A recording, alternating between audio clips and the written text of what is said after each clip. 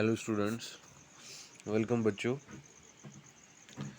जैसा कि आप जानते हैं हम बोर मॉडल पढ़ रहे थे और बोर मॉडल में हमने यहाँ तक पढ़ लिया था जिसमें हमने एनर्जी शेल्स के बारे में बात की, स्टेशनरी लेवल्स के बारे में बात की और उनकी ये बताई कि एनर्जी जो है वो ऐसे वो अरेंज होते हैं न्यूक्लियस के सराउंडिंग में। हम उनको डेजिग्नेट ऐसे करते हैं। तो फिर उनका एनर्जी का पैटर्न बताया, हम उनकी एनर्जी ऐसे फाइंड कर सकते हैं, वो फार्मूला बताया। हम उनका एंगुलर मोमेंटम जो है वो ऐसे फाइंड कर सकते हैं, वो फार्मूला भी मैंने आपको यहाँ पे बताया। तो ये फार्मूलाज आप पुट करके किसी भी इलेक्ट्रॉन की किसी भी शेल के अंदर एनर्जी को फाइंड कर सकते हो और एंगुलर मोमेंटम को फाइंड कर सकते हो। उसके बाद ये पॉइंट्स बच जाते हैं बच्चे, ये पॉइंट्स हम डिस्कस करेंगे आज। और फिर मोस्ट इम्पॉर्टेंटली जो है वो हाइड्रोजन एटम का स्पेक्ट्रम जो बोर ने एक्सप्लेन किया था वो हम डिस्कस करेंगे। लेकिन पहले ये पॉइंट जो आज के पॉइंट है ये हम पहले डिस्कस करेंगे और बड़ी इम्पॉर्टेंट ये चीज़ें हैं।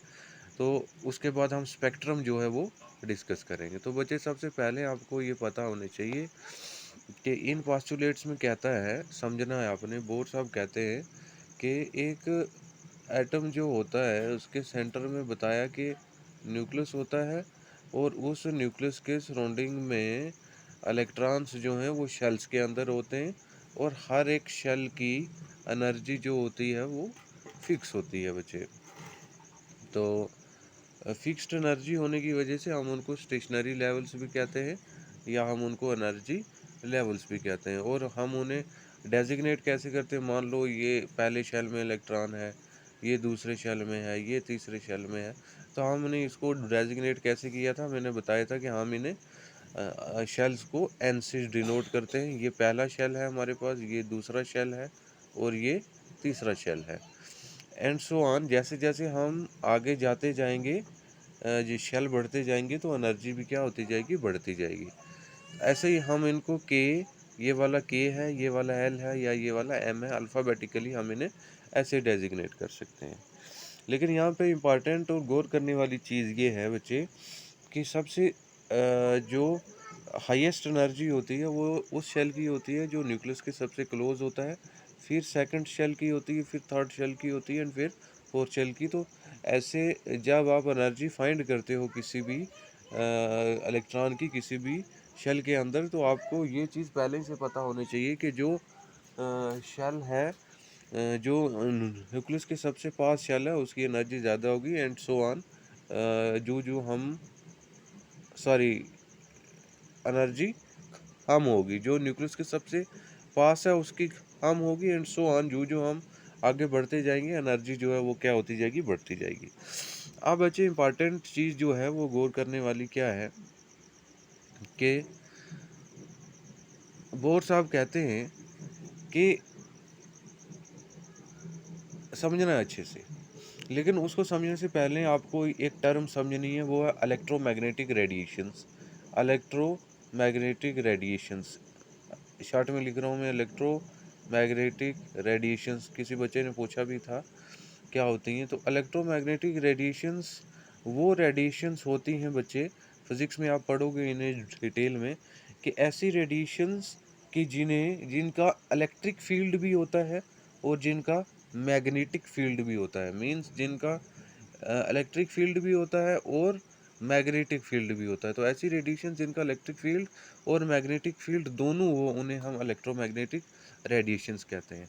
तो ऐसे ही हमारे पास बहुत सारी रेडिएशन से इलेक्ट्रोमैग्नेटिक रेडिएशंस, जैसे यूवी रेडिएशंस होगी, विजिबल रेडिएशंस होगी जो हमें सन से ऑब्टेन्ड होती हैं, यूवी, विजिबल, इंफ्रारेड, और आर्टिफिशली में हमें X rays, beta rays, gamma rays, ये सारी जो हैं ये इलेक्ट्रोमैग्नेटिक रेडिएशंस हैं और इनकी हायर एनर्जी होती है, बहुत ज़्यादा एनर्जी होती है इनकी।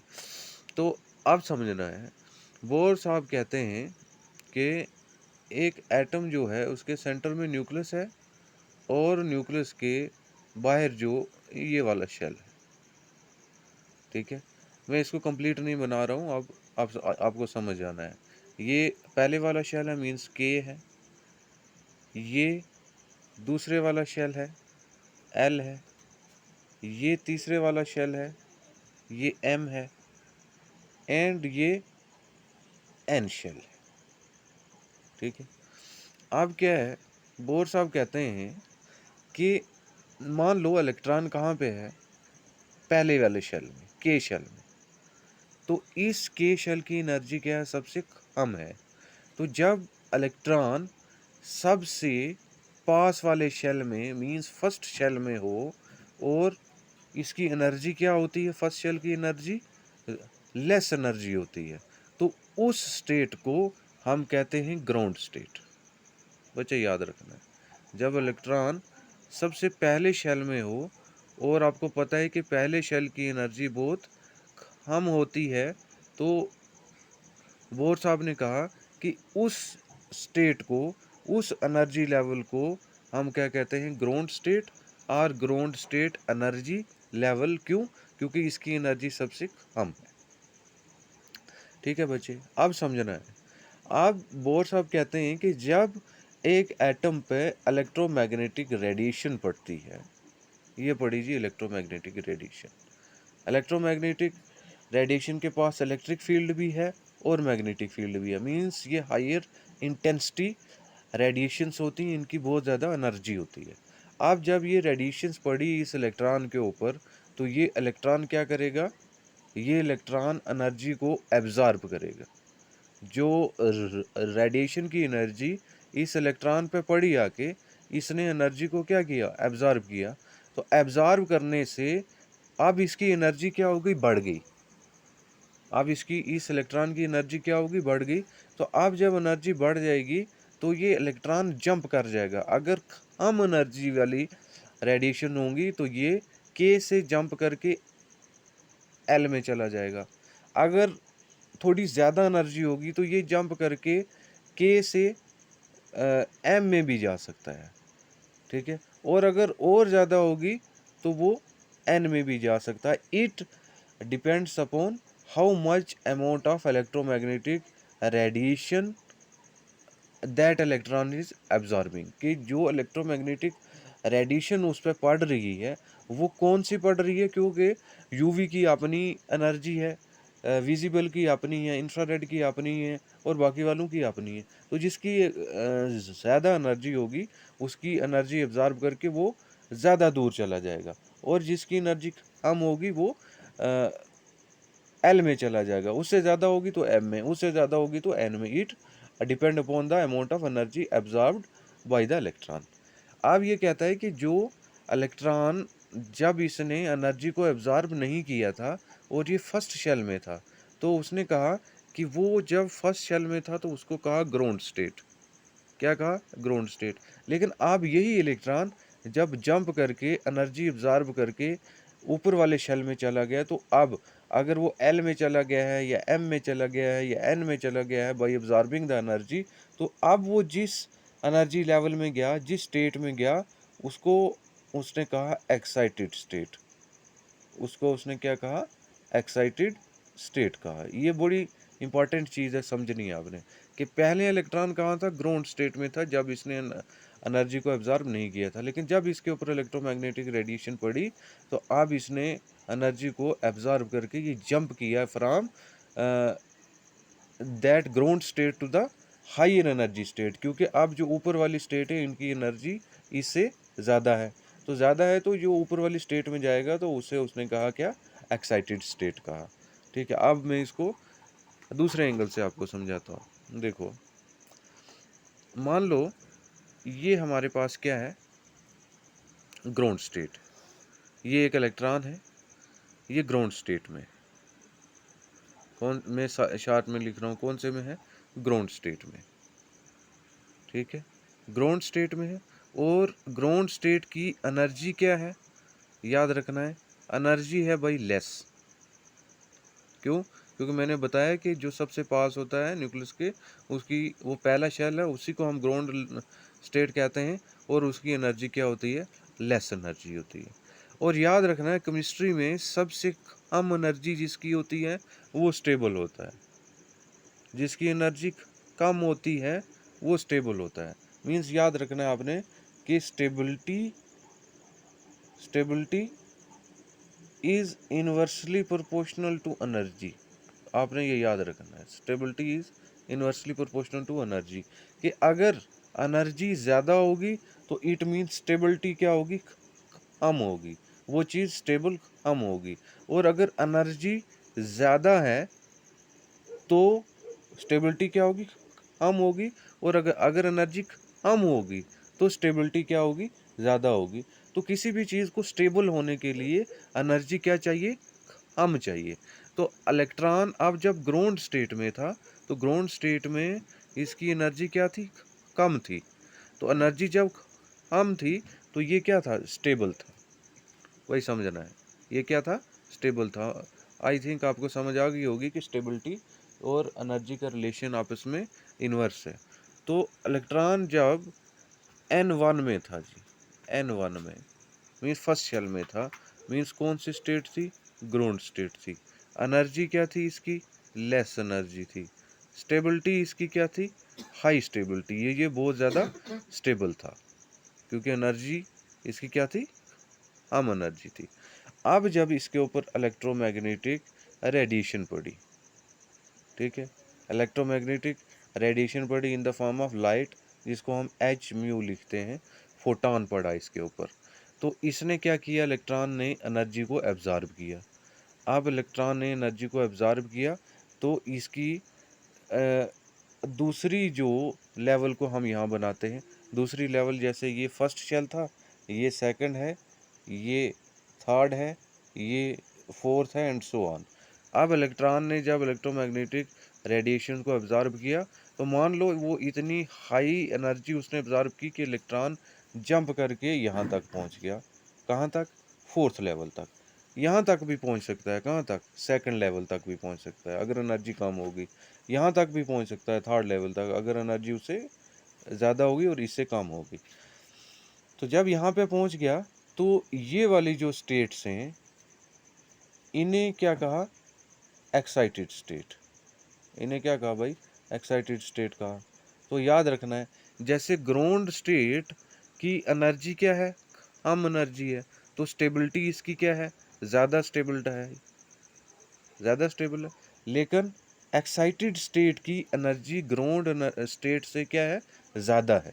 ये आपको मैंने उसमें वहाँ भी बताया, क्योंकि हम जो जो ऊपर जा रहे हैं, न्यूक्लियस से दूर जा रहे हैं, तो एनर्जी क्या हो रही है, बढ़ रही है। तो एनर्जी बढ़ रही है मीन्स इनकी एनर्जी इनसे ज़्यादा है, तो स्टेबिलिटी इनकी क्या होगी, कम होगी। तो इलेक्ट्रॉन जब यहाँ गया तो यहाँ इलेक्ट्रॉन एनर्जी एब्जॉर्ब करके यहाँ पे पहुंचा एक्साइटेड स्टेट में। एक्साइटेड स्टेट में इलेक्ट्रॉन क्या है, अनस्टेबल। इलेक्ट्रॉन क्या है, अनस्टेबल है। और कोई भी चीज़ अनस्टेबल नहीं रहना चाहती। यहाँ पे वो स्टेबल था क्योंकि एनर्जी क्या थी, कम थी, लेकिन यहाँ पे वो अनस्टेबल हो गया क्योंकि यहाँ पे एनर्जी उसकी क्या है, ज़्यादा है। तो यहाँ पे इलेक्ट्रॉन ज़्यादा देर नहीं रुकेगा क्योंकि वो अनस्टेबल है। तो यहाँ पे वो रुकेगा सिर्फ 10⁻⁻⁸ सेकंड के लिए। Life time in the excited state of the excited state में इलेक्ट्रॉन की जो लाइफ टाइम होती है वो 10⁻⁻8 सेकंड होती है। मतलब इतनी कि जितने टाइम में आप अपनी आंख की झपकी लेते हो। तो यहाँ पे इलेक्ट्रॉन 10⁻⁻8 सेकंड के लिए रुका। तो अब इलेक्ट्रॉन को क्या करना है, स्टेबल होना है। तो स्टेबल कैसे होगा, पहले वो एनर्जी को एब्जॉर्ब करके ग्राउंड स्टेट से एक्साइटेड स्टेट में गया, तो अब उसको वही एनर्जी जो है वो लूज करनी पड़ेगी। क्या करनी पड़ेगी, लूज करनी पड़ेगी। और जब वो लूज करेगा तो लूज करने से वो फ्लिप बैक हो जाएगा, क्योंकि पहले उसने एनर्जी एब्जॉर्ब की यहाँ से यहाँ तक जाने के लिए, अब यहाँ से यहाँ तक आने के लिए वो उसी एनर्जी को लूज करेगा। He will lose the electron will lose the energy in the form of radiation. वो रेडिएशन की फॉर्म में एनर्जी को क्या करेगा, लूज करेगा। पहले इलेक्ट्रॉन कहाँ से गया, ग्राउंड स्टेट से एक्साइटेड स्टेट में गया by absorbing the electromagnetic radiation. Electromagnetic radiation की एनर्जी को अब्जॉर्ब करने से इलेक्ट्रॉन ग्राउंड स्टेट से एक्साइटेड स्टेट में गया। और एक्साइटेड स्टेट की एनर्जी ज़्यादा होती है, वो अनस्टेबल था वहाँ पे, 10⁻⁻8 सेकंड के लिए रुका, और वहाँ से फिर इलेक्ट्रॉन ने क्या किया, अपनी एनर्जी को लूज़ किया in the form of radiation. और जब वो उसने लूज़ किया, क्योंकि उस एनर्जी को वो लूज़ करेगा ही तो ही वो वापस आ पाएगा कहाँ, ग्राउंड स्टेट में। तो इस तरीके से उसने एनर्जी को लूज़ किया in the form of radiation, और कहाँ पर पहुँच गया, ग्राउंड स्टेट में।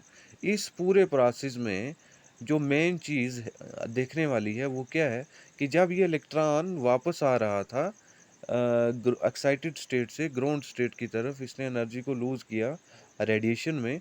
तो जब रेडिएशन में वो लूज़ करेगा, तो वो एटम जो होगा वो ग्लोइंग शो करेगा। वो एटम क्या शो करेगा, ग्लोइंग शो करेगा। क्यों? क्योंकि वो इमिट कर रहा है energy in the form of radiation. क्योंकि वो एटम जो है वो इमिट कर रहा है in the form of radiation. Electron यहाँ था ग्राउंड स्टेट से एक्साइटेड स्टेट में गया, यहाँ पे थोड़े टाइम के लिए रुका 10⁻⁻8 सेकंड, क्योंकि अनस्टेबल था। अब उसने एनर्जी को लूज़ किया in the form of radiation. तो जब भी कोई चीज़ रेडिएशन को अपने अंदर से बाहर निकालती है, लूज़ करती है, तो वो क्या शो करती है, ग्लोइंग। तो वो चीज़ फिर क्या करती है, चमकती है। तो इस प्रोसेस को, ग्लोइंग वाले प्रोसेस को हम कहते हैं फ्लोरिसेंस। याद रखना बच्चे, इस प्रोसेस को हम क्या कहते हैं, फ्लोरिसेंस कहते हैं। ठीक है, तो ये सारा जो प्रोसेस है ये इलेक्ट्रॉन के ऊपर बेस है। तो ये पोस्टुलेट हमने डिस्कस किए। तो टुमारो हम डिस्कस करेंगे हाइड्रोजन एटम का जो स्पेक्ट्रा स्पेशली डिस्कस किया था बोर ने। तो उस हाइड्रोजन स्पेक्ट्रा को जो उसने एक्सप्लेन किया था और जो स्पेक्ट्रम ऑब्टेन्ड हुआ था, उस स्पेक्ट्रम के बारे में हम पढ़ेंगे। Thank you.